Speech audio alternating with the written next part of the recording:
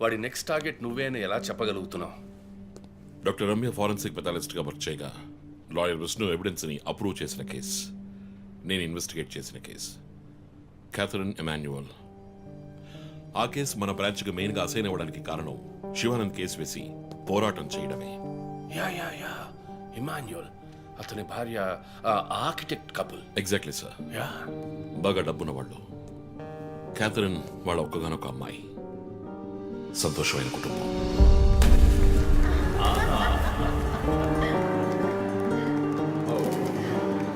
Oh my God!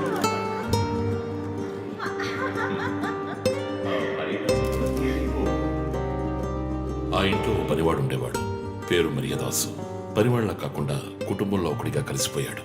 వంట పని చేయడం, ఇంటి పని చేయడం, క్యాథరిన్ని స్కూల్కి డ్రాప్ చేయడం అన్నీ వాడే చూసుకునేవాడు.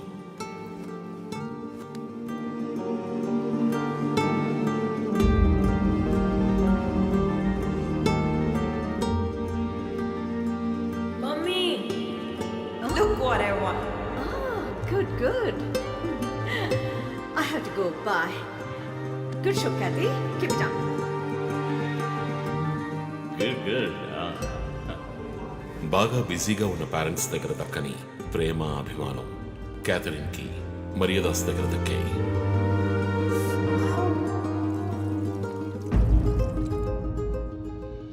కానీ ఒక్క రాత్రిలో ఆ కుటుంబం చిన్నాభిన్నమైపోయింది. క్యాథరిన్ హత్యకు గురైంది. మరియదాసు పరారయ్యాడు. ఇంట్లో ఉన్న డబ్బు, నగలు దొంగిలించబడ్డాయి. పోలీసులు మరియదాసుని సస్పెక్ట్ గా డిక్లేర్ చేసి కేసు ఫైల్ చేశారు. వారం అయినప్పటికీ మరియదాస్ ఆచూకీ తెలియనందువల్ల విక్టిమ్ ని పూడ్చిపెట్టి కేసు క్లోజ్ చేశారు. 2 వారాలు అంతా సర్దుమణిగింది. కానీ ఈ కేసులో ఏదో మర్మం ఉంది, నిజమైన హంతకుడిని కనిపెట్టలేదు అని మీడియాలో వార్తలు ప్రసారం అయ్యాయి. ప్రజలు ధర్నాలు చేశారు. మరియదాస్ కుటుంబం శివానంద్ని మీట్ అయ్యి రిక్వెస్ట్ చేసినందువల్ల హైకోర్టులో ప్రజా ప్రయోజనం వ్యాజ్యం వేసి కేసుని రీఓపెన్ చేయించారు. హైకోర్టు ఆర్డర్తో ఒక స్పెషల్ ఇన్వెస్టిగేషన్ టీం నా నాయకత్వంలో ఏర్పాటైంది. నేను క్యాథరిన్ బాడీని ఎగ్జ్యూమ్ చేసి రీపోస్ట్ మార్టంకి ఆర్డర్ చేశాను. కానీ కేసు సాల్వ్ చేయడానికి ముఖ్యమైన ఎవిడెన్స్ అయిన మర్డర్ వెపన్ మాకు దొరకలేదు. ఒకరోజు I got the breakthrough. Hello. How are you? Fine. తీసుకోండి. No thanks. Can I go? Yeah, sure.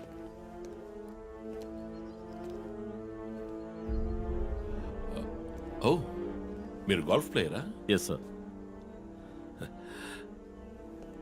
ఏ క్లబ్లో ఆడుతున్నారు? గచ్చిబౌలి క్లబ్లో. నేను race club player. Just beginner. మీ అంత కాదులేండి. అడిగిన ప్రశ్నలకు మాత్రం ముక్తసరిగా సమాధానం చెప్పారు. కూతుర్ని పోగొట్టుకున్న దుఃఖంలో ఉన్నారని నేను పెద్దగా పట్టించుకోలేదు. అప్పుడే ఒక విషయం గమనించాను. ఒక గోల్ఫ్ కిట్లో 16 క్లబ్బులుంటాయి. అన్నీ ఇంచుమించు ఒకేలాగుంటాయి. ఒకే ఒక్క క్లబ్ తప్ప, అదే పట్టర్. హోల్ దగ్గరున్న బంతిని కొట్టడానికి యూజ్ చేసే క్లబ్. ఇమాన్యుయల్ దగ్గరున్న కిట్లో ఆ పట్టర్ కొత్తదిగా ఉంది. క్యాడీ దగ్గర మాట్లాడిన దాన్ని బట్టి ఇమాన్యుయల్ హత్య జరిగిన 2 వారాల తర్వాత ఒకే ఒక్కసారి మాత్రం గాల్ఫ్ ఆడడానికి వచ్చినట్టుగా తెలిసింది.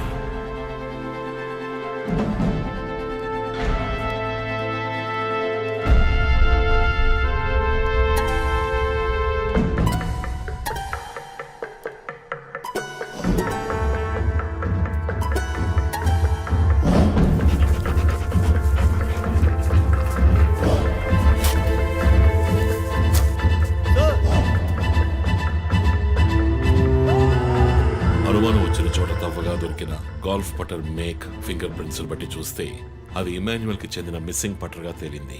ఫోరెన్సిక్ ల్యాబ్ ఎగ్జామినేషన్ లో మేము వెతుకుతున్న మర్డర్ వెపన్ అదేనని నిర్ధారణ అయింది. డిఎన్ఏ రిపోర్ట్ లో 2 ముఖ్యమైన ఆధారాలు దొరికాయి. ఫస్ట్, క్రైమ్ స్పాట్ లో క్యాథరిన్ మాత్రమే కాదు, మరియదాసు రక్తం కూడా ఉంది. సెకండ్లీ, దొరికిన గాల్ఫ్ పటర్ మీద ఉన్న బ్లడ్ ట్రేసెస్ మరియదాసువి. సో మరియదాసు మిస్ కాలేదు, మర్డర్ చేయబడ్డాడని కనిపెట్టాను. పెథాలజీ రిపోర్ట్ ప్రకారం ఆ అమ్మాయి చనిపోవడానికి ముందు సెక్స్ లో పాల్గొన్నట్టుగా కన్ఫర్మ్ అయింది. స్పర్మ్ డిపాజిట్ లో ఉన్న డిఎన్ఏ మరియదాసు డిఎన్ఏతో మ్యాచ్ అయింది. కేసు సాల్వ్ చేసేసాం.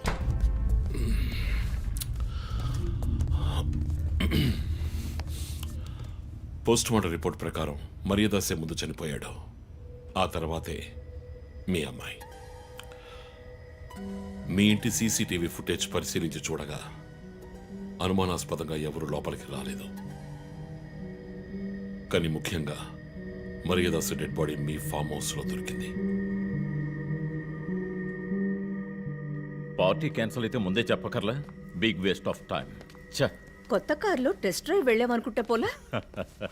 ఆ,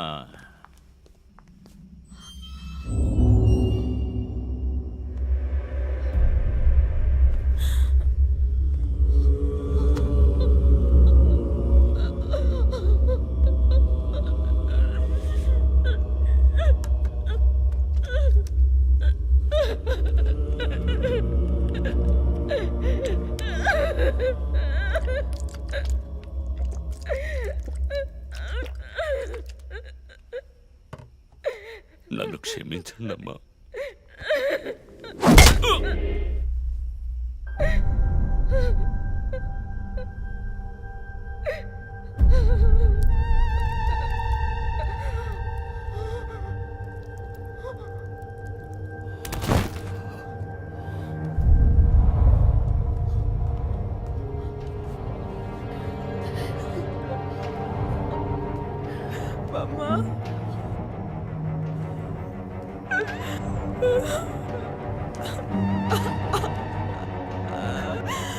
Why did you do this, Papa? Why?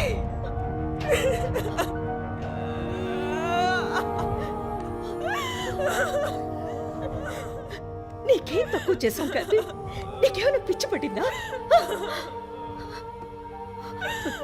చూడు, నువ్వు చిన్నపిల్లవి. నీ మంచి కోసమే చెప్తున్నాను. అంతా మేము చూసుకుంటాం.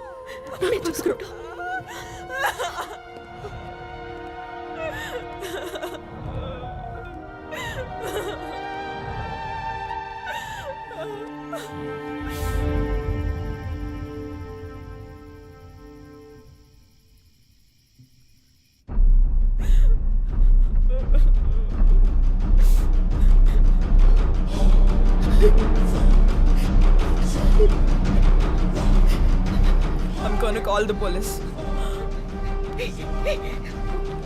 వద్దు. Mom, please leave me. వద్దు. Do something. Stop her. Kathy, Do పోలీసులకు something. చెప్పొద్దు. Stop her. I told you to stop.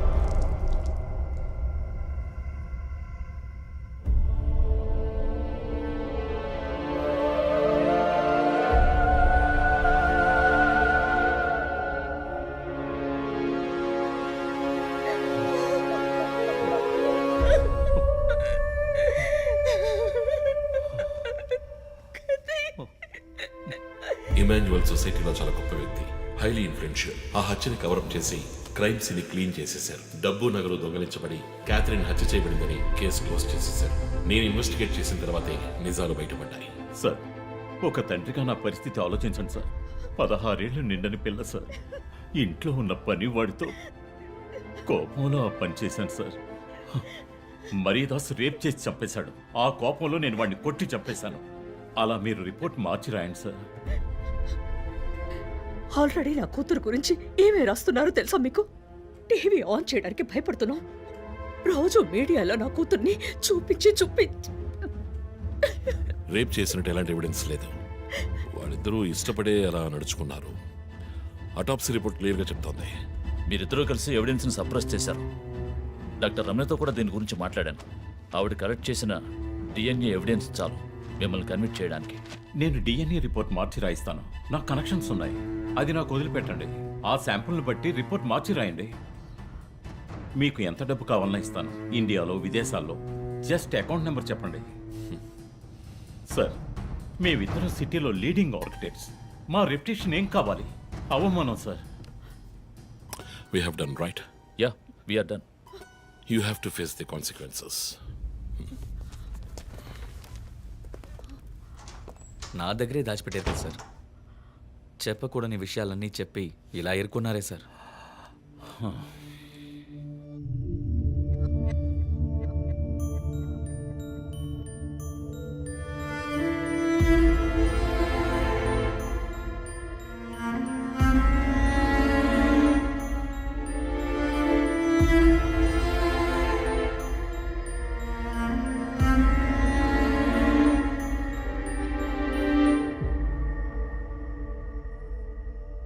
Catherine వయస్సు మనల్ని అర్థం చేసుకోలేదు.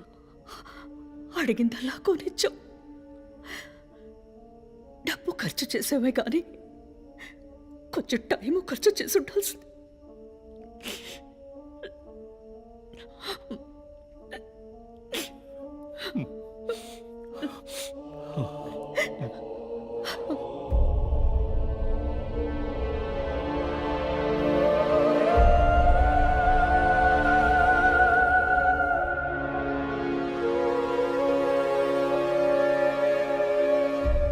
సో నీ థియరీ ఏంటి? శివానంద్, డాక్టర్ రమ్య, విష్ణు, ఆ తర్వాత నేను, మా నలుగురిని కనెక్ట్ చేసే కేసు ఇది. ఈ కేసు వల్ల బాధించబడ్డ ఎవరో ఒకరే సస్పెక్ట్. ఎవరు? ఆ కుటుంబంలో అందరూ చచ్చిపోయారు కదా. రిలేటివ్స్, వాళ్ళ చావు వల్ల బాధించబడ్డ ఎవరైనా ఒకళ్ళు. వాళ్ళు చచ్చిపోయి 3 ఏళ్ళు అయింది. ఇన్నాళ్ళు లేనిది ఇప్పుడు ఎందుకు జరుగుతోంది? I'm not convinced. Sir, investigation చేస్తేనే కదా sir. Ranjit, I'm sorry, I have to do this. ఇక నుంచి ఈ కేసు నేను తీసుకుంటున్నాను. మీరిద్దరూ నాకు రిపోర్ట్ చేయండి. Sir please sir. నువ్వు పర్సనల్ గా ఇన్వాల్వ్ అయ్యావు.